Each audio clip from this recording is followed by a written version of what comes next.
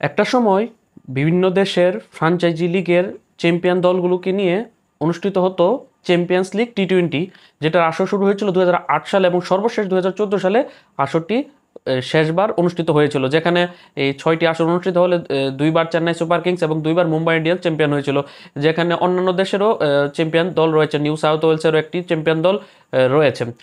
তারপর 2014 পর প্রায় 10 বছর পেরিয়ে গেলেও সেই চ্যাম্পিয়ন্স লিগ টি-20 টুর্নামেন্টটি সেটি বন্ধ হয়ে গেছে। এখন আবার নতুন রূপে, নতুন আঙ্গিকে, নতুন একটি আয়োজক দেশ ওয়েস্ট ইন্ডিজ এই টুর্নামেন্টটিকে আবারও ফিরিয়ে আনতে যাচ্ছে এবং এই চ্যাম্পিয়ন্স লিগ টি-20-র এই নতুন যে ফরম্যাটের এই যে আয়োজনটি হতে যাচ্ছে সেটি গ্লোবাল সুপার লিগ টি-20 নামে আয়োজন করতে যাচ্ছে।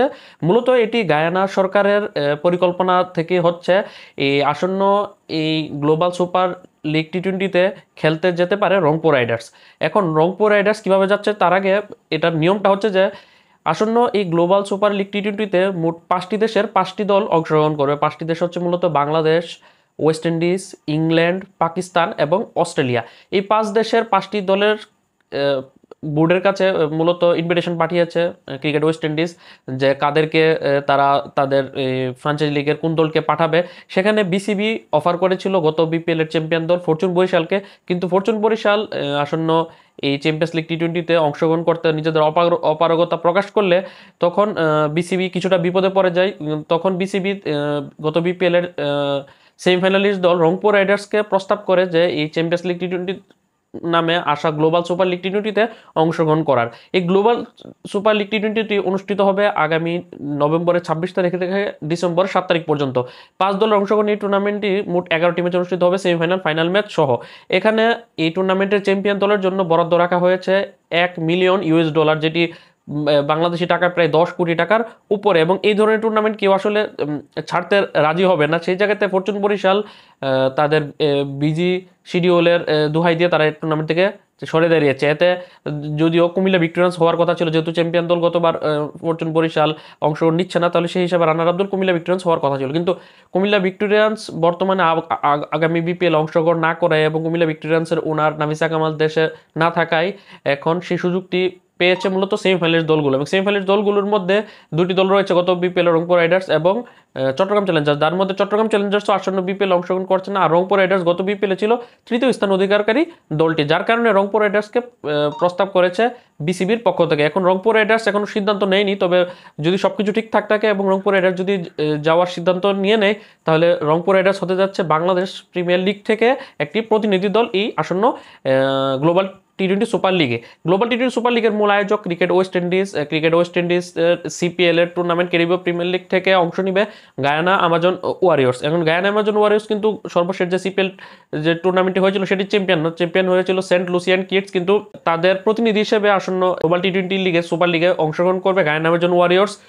আর বাকি 4টি দেশের মধ্যে থেকে এখন পর্যন্ত বাংলাদেশকে এবং ইংল্যান্ডের হামশায়ার হোক্স দলকে প্রস্তাব করা হয়েছে। তার মধ্যে হামশায়ার হোক্সও কিন্তু বর্তমান চ্যাম্পিয়ন দল না, কিন্তু তারা এই ইংল্যান্ডের এই যে টি-20 ব্লাস্ট নামে যে টি-20 একটি টুর্নামেন্ট হয় ইংল্যান্ডে, সেটির সর্বোচ্চ 3বার চ্যাম্পিয়ন হয়েছে হ্যাম্পশায়ার হক্স দলটি, যার কারণে অধিক চ্যাম্পিয়ন দলকেই মূলত প্রস্তাব করা হয়েছে। এবং শেষ পর্যন্ত হয়তো বা তারাই যেতে পারে যদি কোনো বাংলাদেশের মতো সমস্যা না হয় যে চ্যাম্পিয়ন দল অংশগ্রহণ করতে চান, এরকম যদি না হয়।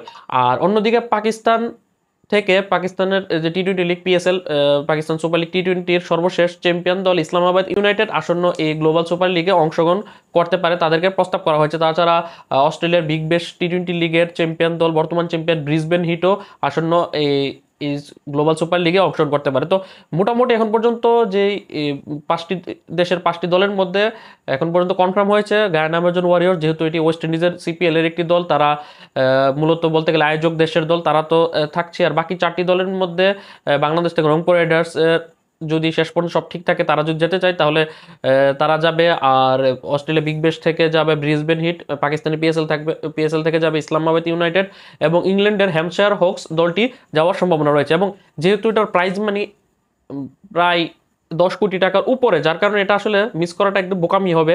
যদিও এই যে বিজি শিডিউলের অজুহাত দেখিয়ে যে ফরচুন বরিশাল যাচ্ছে না, যদি তারা যেত এবং চ্যাম্পিয়ন হতো তাহলে কিন্তু হিউজ পরিমাণ একটি টাকা তারা ওখান থেকে ইনকাম করে আসতে পারতো, যেটা বিপিএল এরও প্রাইজ মানি এতটা না। বিপিএল এর প্রাইজ মানি মনে হয় গত বিপিএল 1 কোটি বা 1.5 কোটি টাকা ছিল। ওই জায়গাতে এখানে 5টি দল অংশগ্রহণ এই টুর্নামেন্টটিতে যদি চ্যাম্পিয়ন হতো তাহলে বিশাল একটি অ্যামাউন্ট তারা জড়ো করতে পারতো, এবং বিপিএল এর আগ মুহূর্তে টুর্নামেন্টটি শেষ হবে, কারণ বিপিএল শুরু হবে ডিসেম্বর 27 তারিখ।